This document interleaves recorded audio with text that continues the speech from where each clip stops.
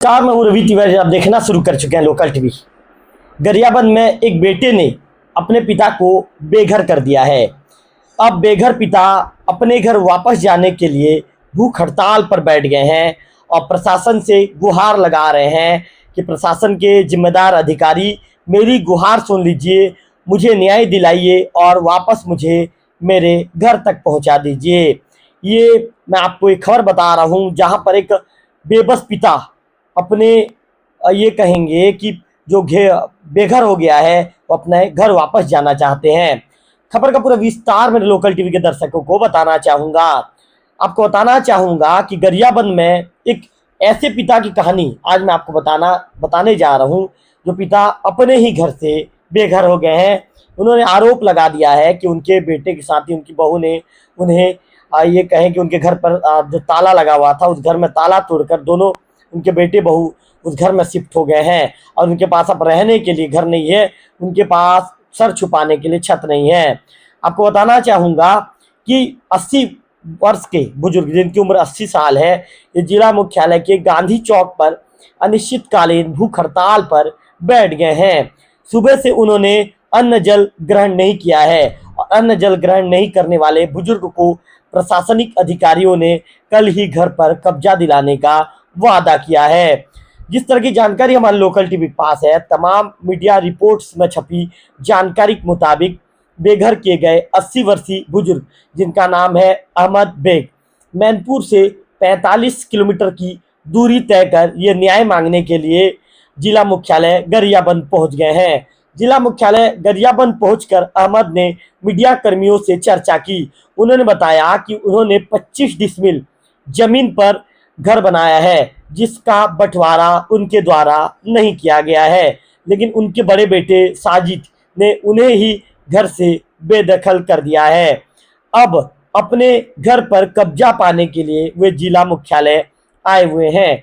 बुजुर्ग अहमद बेग की इस जद्दोजहद में उनके छोटे बेटे बहू के अलावा उनकी बेटी भी साथ दे रही है और कंधा से कंधा मिलाकर उनके साथ इस भूख हड़ताल की लड़ाई में शामिल है। बुजुर्ग भूख हड़ताल के बाद गांधी चौक धरना स्थल पर थे।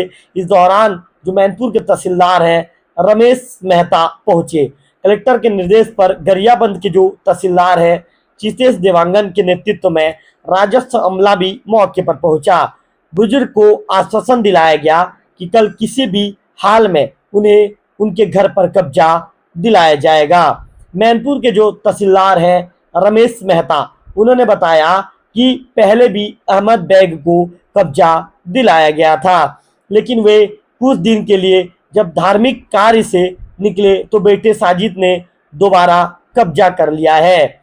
हमें अवसर दिए बिना भूख हड़ताल पर बैठ गए हैं। अधिकारी ने दावा किया है कि कल उन्हें कब्जा दिला दिया जाएगा। क्या भूख हड़ताल पर है?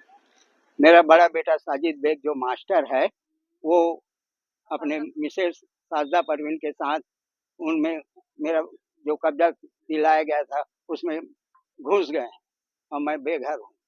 किसने दिलाया था कब्जा, क्या है मामला? एसडीएम साहब मेरे जमीन पे मेरे मकान को बेजा कब्जा करके रखे थे, उनको मेरे कब्जा दिलाया गया। उसमें उन लोग बेजा साजिद साजदा घुस के मेरे को, मैं आज बेघर हो पा रहा हूँ। शिकायत नहीं की आपने? किया था मैं, क्या हुआ? कुछ नहीं हुआ, मुझे कोई कार्रवाई, मुझे इंसाफ नहीं मिला। थाने में मैंने आवेदन दिया, उससे मुझे न्याय नहीं मिला।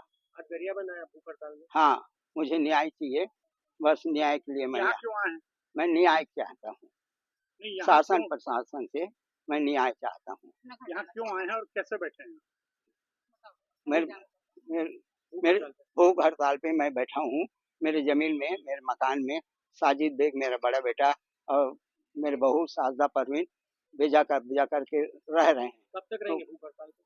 मैं जब तक कि वो मेरे कानूनी कार्रवाई उनके ऊपर ना हो तब तक कि मैं बैठूंगा और मेरे जमीन, मेरे मकान मुझे दिलाया जाए। आप किन मुद्दों को लेकर के धरना प्रदर्शन में बैठे हैं और आप अहमद बेग की क्या लगती है? जी, मैं अहमद बेग की बेटी लगती हूँ। मेरे से छोटा भाई है साजिद बेग जो टीचर है और भाभी साजदा परवीन है जिसको बेदखल किया गया था वो फिर कब्जा मेरे अब्बा की चीज में जाकर बैठ गए हैं। उनको मेरे को निकलवाना है और मेरा अब्बा फिर से अपने चीज में जाए। आज 8 दिन मामला ये हुआ था, उनके नाम से FIR दर्ज किए गए थे, है ना। तो हमारा सुनवाई नहीं हुआ, है ना। तो बेवजह उन लोग क्या है, मेरे अब्बा को हटा के मेरे अब्बा की चीज में ही वहाँ चले गए। वो जमीन कब से आपके कब्जे में थी, पापा के नाम में थी, और उसने कब कब्जा किया? वो जमीन मतलब अभी 10 है 2025। बताइए, और क्या कर रही है प्रशासन इसमें? देखिए, प्रशासन की तरफ से इसमें कोई कमी नहीं की गई है। अहमद बेग को कब्जा दिलाया गया था। इनके जो बड़े पुत्र हैं, जब अहमद बेग उर्स या कहीं गए हुए थे तो उनके तालों को तोड़ के बड़े पुत्र के द्वारा फिर उस आदेश की अवहेलना करके बलपूर्वक उनके घर में प्रवेश कर दिए हैं। इसलिए उनके खिलाफ कार्रवाई करने के लिए ये भूख हड़ताल पर बैठ गए हैं और पर्याप्त समय भी नहीं दिए हैं। कल ही जानकारी हुआ है और आज भूख हड़ताल में बैठ के दिए गए हैं। प्रशासन की तरफ से पूरी कार्रवाई की जाएगी, उस आदेश का पालन पूरा किया जाएगा। सर, ये तो बहुत दिन हो गए बता रहे हैं कि बहुत दिन नहीं, हमको कल ही जानकारी हुए हैं। ठीक है, कार्रवाई की जाएगा जो उस आदेश का पालन कर, जिस आदेश में इनको कब्जा दिलाया गया है उस आदेश का अगर कोई अवहेलना किया है तो उसके ऊपर कार्रवाई विधिवत की जाएगी। तो ये कब तक रहेगा सर? फिर आजकल में हो जाएगा? नहीं, इनको आज कार्रवाई की जाएगी। आज कोशिश कर रहे हैं वही रात 8 बजे।